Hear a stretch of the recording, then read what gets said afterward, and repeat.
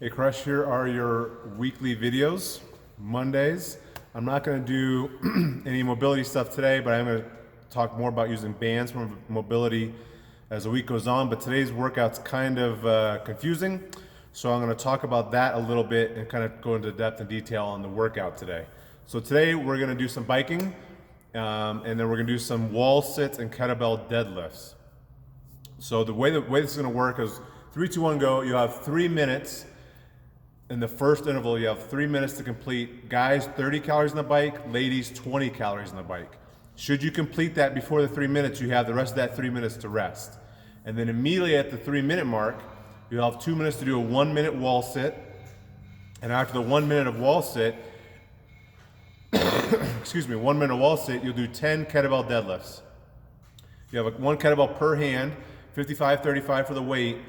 What I want you to think about the kettlebell deadlifts is setting those kettlebells down by your ankles.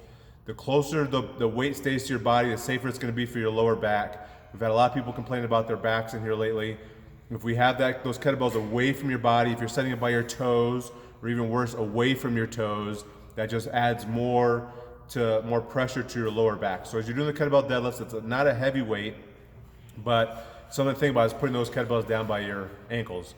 Anyway, you have 2 minutes to complete that 1 minute wall sit and those 10 kettlebell deadlifts. You do not need to start the wall sit immediately at the 2 minute mark.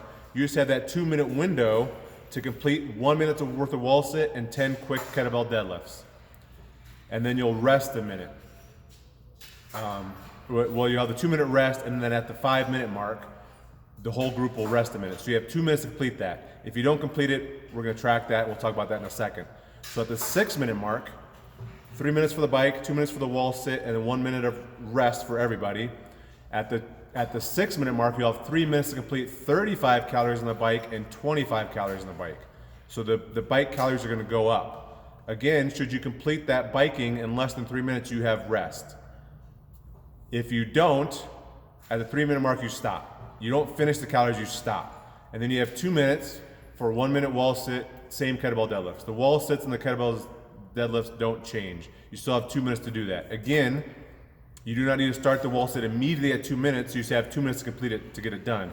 So if you want to rest an additional 30 seconds, let's say you just get off the bike barely before the 3 minute mark and you want to rest 30 seconds before you start your wall sit, that's fine.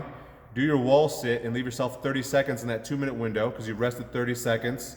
1 minute for the wall sit will leave you 30 seconds to do 10 kettlebell deadlifts, which probably is enough time. And then we'll rest a minute. And then the last interval will be at the 12 minute mark. So you're gonna have 1 minute rest, 12 minutes, and now you have 3 minutes to do 40 calories on the bike, 30 calories on the bike, which I'm guessing will be pretty tough to complete, especially after all this work. And then again, 2 minutes, 1 minute wall sit, 10 kettlebell deadlifts. All right, so now that we've got all that out of the way, the biking goes up, the wall sits, the kettlebell deadlifts do not change. The 3 minute interval and the 2 minute interval and the 1 minute rest does not change, just the biking gets harder every interval.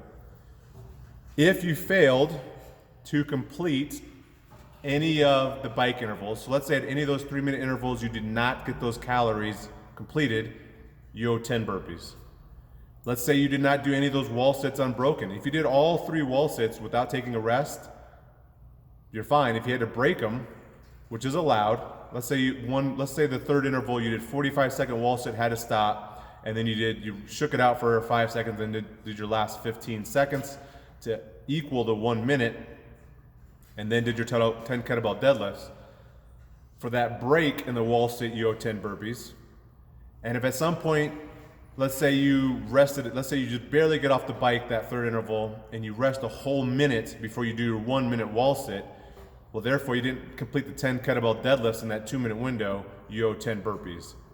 So you accumulate 10 burpees penalties for any of those times. If any bikes you don't finish, any wall sits that you do not do unbroken, and if there's any point you did not complete the 10 kettlebell deadlifts in the 2 minute window, you owe 10 burpees, and those burpees will be completed at the end of the workout. So let's say you didn't do two bikes you didn't complete in time, and 1 wall sit you didn't do unbroken, you owe 30 burpees. 30 burpees at the end. Just consider extra part of the workout. Normally our Monday workouts tend to be long and miserable, while this workout's only like 12, 15 minutes long, so there's a little extra miserableness for a Monday. Miserable Mondays, right? Never miss a Monday though. When we're all done, you're done with the bikes, you're done with the burpees, we have extra credit. The extra credit's gonna be single arm dumbbell strict press.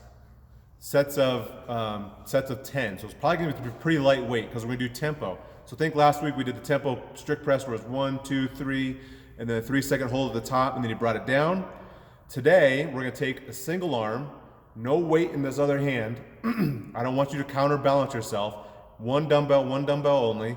You're gonna go 1, 2, 3, 1, 2, 3. 1, 2, 3, 1, 2, 3. So 3 seconds up and 3 seconds down. Single arm, you pick the weight of the dumbbell, a set of 10. 10 this side, 10 this side. Again, just one dumbbell. Don't counterbalance yourself. Part of pressing the dumbbell out is working your obliques and working your abs to stabilize your trunk. So that even though it's a light weight, it's gonna get heavy, and I don't want you kind of leaning as you press.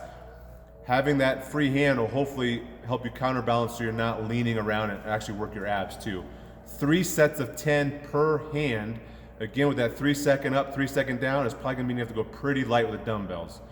So after the bikes, after the burpee penalties, I'm assuming there's gonna be some burpee penalties based on either the wall sits or not finishing the bike. Do some extra credit, ends up being a pretty good long class, ends up being a great Monday. Have a good week.